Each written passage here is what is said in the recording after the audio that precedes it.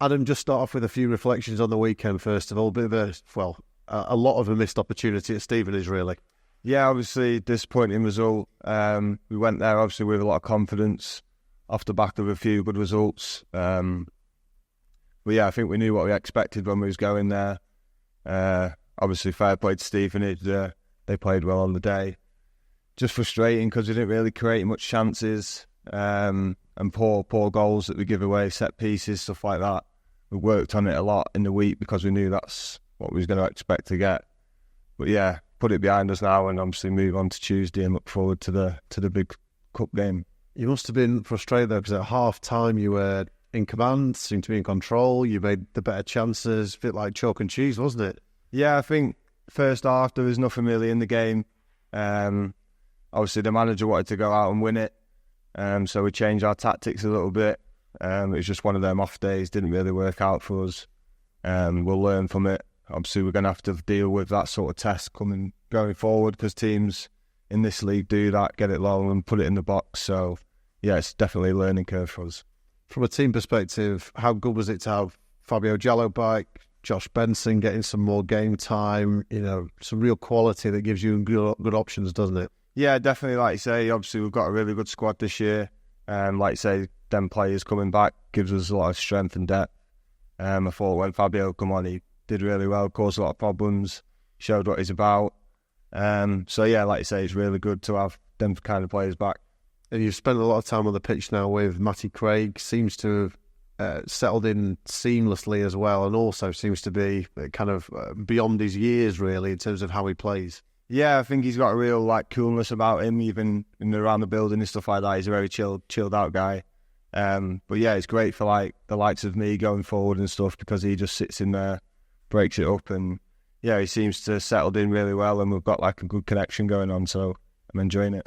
You seem to have, in terms of you and Keeler Dunn, Humphreys, Jallo, Luke Connell to an extent as well now, a lot of adaptable players that could play a bit more further forward, can sit in the middle, do a little bit of all of that.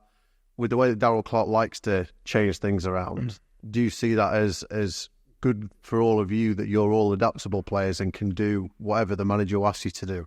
Yeah, like you say, I think we've all got a bit different about our game sort of thing. And like you say, it gives the manager a bit of a headache because obviously he's got to try and fit us all on the pitch. But no, yeah, it's definitely good to have them options. Obviously, we can all bring something different to the table. And yeah, it's just about getting connections, and obviously with some of the new lads coming in, working out the strengths of our game sort of thing, and that'll come with time. But yeah, I think they've settled in really well, the new players, and yeah, I think you can see the connections on the pitch are starting to work. Yeah, are you starting to get used to Darrell and how he does things? He's not afraid to mix things up before the game, during the game, half time, at any point really. Yeah, I think all managers are different. Obviously, he's come in, he's set out how he wants to do stuff, and I'm really enjoying working under him. I think he's got the best out of me so far. Good start to the season. But yeah, looking forward to the rest of the season. We've had a good start, so yeah, it's looking good. Yeah, a little bit of an understatement there, really. You've started the season fantastically well. Got plenty of goals, obviously, nominations and everything else. For you this season, is it about finding that consistency to do it from start to finish throughout the campaign? Yeah, I think, like you say, obviously I started the season well. I've had a good pre-season. I think I look back at it, I think the last 2 seasons I've not really started the season. Last year, obviously, I had the suspension and stuff like that, and then the season before I didn't sign for Barnsley till quite late on. So, yeah, to have a good pre-season under my belt, obviously, has helped me a lot, kicked me off to a good start to the season. And yeah, I think for me, it's just getting that consistency. Obviously, trying to score goals every game and assists and stuff like that. So, yeah, hopefully I can just keep it up. Top scorer this year? Yeah, maybe. We've got penalties as well, so hopefully I don't miss. I stay on them. So, yeah, just looking to try and help the team as much as I can. How much are you looking forward to stepping out at Old Trafford? Yeah, really looking forward to it. Liverpool fan, so I'll be looking to get one on them. But, yeah, we know it's going to be a tough test.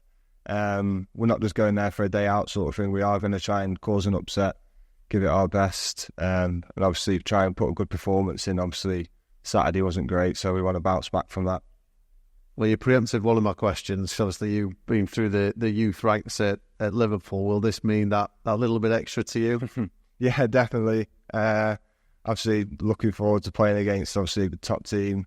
But yeah, I'll definitely have that in my mind, obviously being a Liverpool fan as well. Yeah, just looking forward to the game and hopefully, like you say, try and cause an upset. Have you got kind of lots of friends and family that are within this? Do you know a lot of Man United fans as well? Is there a good bit of rivalry off the pitch around this one? Yeah, funny enough, my partner's mum and dad, they're Man United fans, so yeah, there's a bit of extra there. I think I've got the most tickets for the game, so yeah, looking forward to it. It'll be a good night. But you've kind of, as well as that, clearly there's a lot on it. Even if you don't support Man United or Liverpool or what have you, this is a big occasion. You know, the gaffer's a Man United fan as well, as he's been talking about. So there's plenty of needle, but you've all kind of got to keep your heads on this, haven't you? And go out there with a clear mind and try and actually beat them. Yeah, I think, like you say, it's obviously a massive cup tie. Obviously great for the fans and stuff like that. I felt like in the last round we worked hard to get through and it was a good result. And yeah, we've been rewarded with this sort of cup tie.